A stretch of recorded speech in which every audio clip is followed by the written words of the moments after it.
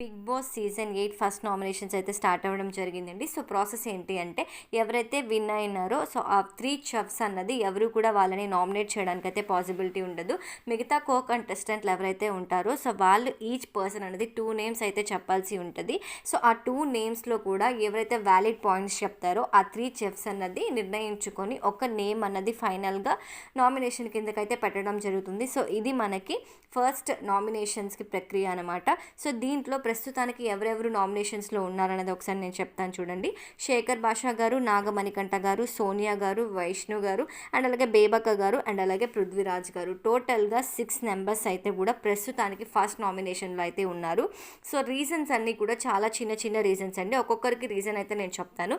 శేఖర్ గారు వచ్చేసరికి ఎక్కువగా ఎవరితో మింగిల్ అవ్వలేకపోతున్నారు అని చెప్పి అయితే శేఖర్ గారిని నామినేట్ చేయడం జరిగింది. నాగమణికంఠ కూడా సేమ్ రీజన్ అండి. సో ఎవరితో కూడా మింగిల్ అవ్వకుండా తన పాటికి తను సపరేట్గా ఉంటున్నారు, తనలో తనే మాట్లాడుకుంటున్నారు, తనలో తనే సాంగ్స్ పాడుకుంటున్నారు అని అయితే నామినేట్ చేశారు చాలా సిల్లీగా. అండ్ అలాగే సోనియా కూడా అండి. సోనియా ఏంటి అంటే ఒక చిన్న విషయాన్ని పట్టుకొని చాలా ల్యాగ్ చేస్తూ మాట్లాడుతుంది. సో అండ్ తన వ్యాలిడ్ రీజన్ కూడా ప్రాపర్గా ఏం చెప్పకుండానే నామినేషన్ అయితే చేయడం జరిగింది బేబక్క మీద. సో ఇదండి. అండ్ అలాగే విష్ణు గారు, సో విష్ణు గారిని కూడా సేమ్ అండి, ఎవరితో కూడా ప్రాపర్గా మింగిల్ అవ్వట్లేదు అనేసి అయితే నామినేషన్ కిందకైతే వేశారు.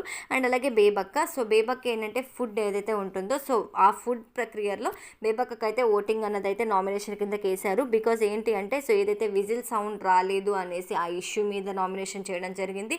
అండ్ అలాగే వంట చేసేటప్పుడు టోటల్గా బేబక్కే కొంచెం ప్రాపర్గా తీసుకుంటుంది అనేసి చిన్న చిన్న రీజన్స్ పెట్టి కూడా మనకి నామినేషన్స్ అయితే చేయడం జరిగింది. అండ్ పృథ్వీరాజ్ కూడా సేమ్ రీజన్ అండి. సో ఎవరితో కూడా ప్రాపర్గా మింగిల్ అవ్వట్లేదు అని అయితే చాలా చిన్న రీజన్ మీద అయితే నామినేషన్ చేశారు. అండ్ అలాగే ఈ నామినేషన్ ప్రక్రియలో చూసుకున్నట్లయితే పక్కన ఎవరైతే 3 చెఫ్స్ ఉంటారో వాళ్ళు కూడా చాలా బాగా హైలైట్ అయ్యారండి.